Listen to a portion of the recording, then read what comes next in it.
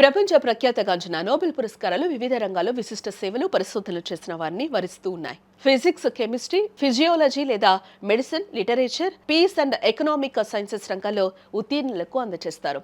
ఈ నేపథ్యంలోనే ఇప్పటికే ఫిజిక్స్, కెమిస్ట్రీ, ఫిజియోలజీ రంగాల వారికే నోబెల్ ప్రైజ్ అందించారు.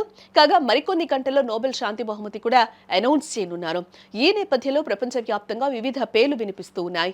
గమ్మత్ ఏంటంటే ఇందులో అమెరికా అధ్యక్షుడు టెంపరీ ట్రంప్ పేరు కూడా వినిపిస్తోంది. వినిపించడమే కాదు, ఆయనే స్వయంగా 7 యుద్ధాలు ఆపాను, నాకు శాంతి దూత బిరుదు, నోబెల్ పీస్ ప్రైజ్ ఇవ్వాలని ఓపెన్ స్టేట్మెంట్సే ఇచ్చారు.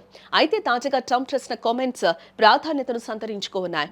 నోబెల్ పీస్ పురస్కారం తనకు దక్కకపోవచ్చని అనుమానం వ్యక్తం చేశారు. తనకు బహుమతి ఇవ్వకుండా ఉండేందుకు నార్వే నోబెల్ కమిటీ ఏదో ఒక కారణాన్ని వెతుకుతుందని ఆయన జోస్యం చెప్పారు. ట్రంప్ ఇలా అనుమానాలు వ్యక్తం చేస్తుండగా వైట్ హౌస్ మాత్రం ఆయన ది పీస్ ప్రెసిడెంట్ అని అభివర్ణిస్తూ ఒక చిత్రాన్ని పంచుకుంది. ఇప్పుడు ఈ పోస్ట్ ట్రోలింగ్స్ కు దారితీస్తోంది. ఇరాన్ పై బాంబు దాడులు, వెనిజులాపై దాడులు, ప్రపంచ దేశాలపై విచక్షణ రహితంగా టారిఫ్స్ విధిస్తూ ప్రపంచ స్థిరత్వాన్ని మంటకలుపుతున్న ట్రంప్ కు నోబెల్ పీస్ ప్రైజ్ ఇవ్వడమేంటని వాదిస్తూ ఉన్నారు. అంతేకాదు, Trump piece of shit president అంటూ వైట్ హౌస్ పోస్ట్ కు రిప్లైలు కామెంట్స్ పెడుతూ ఉన్నారు. The party president, the pedo president, the colourful president అంటూ రకరకాలుగా కామెంట్స్, ఎడిటెడ్ పిక్చర్స్, మీమ్స్ వేసి సోషల్ మీడియాను నెటిజన్లు షేక్ చేస్తున్నారు.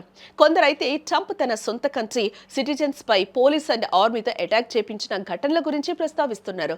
ఒక యూజర్ అయితే ఏకంగా నోబెల్ ప్రైజ్ కమిటీ పైనే బాంబు వేసి దొంగలించాలని ట్రంప్ ఆదేశిస్తున్నట్లుగా కార్టూన్స్ షేర్ చేస్తున్నారు.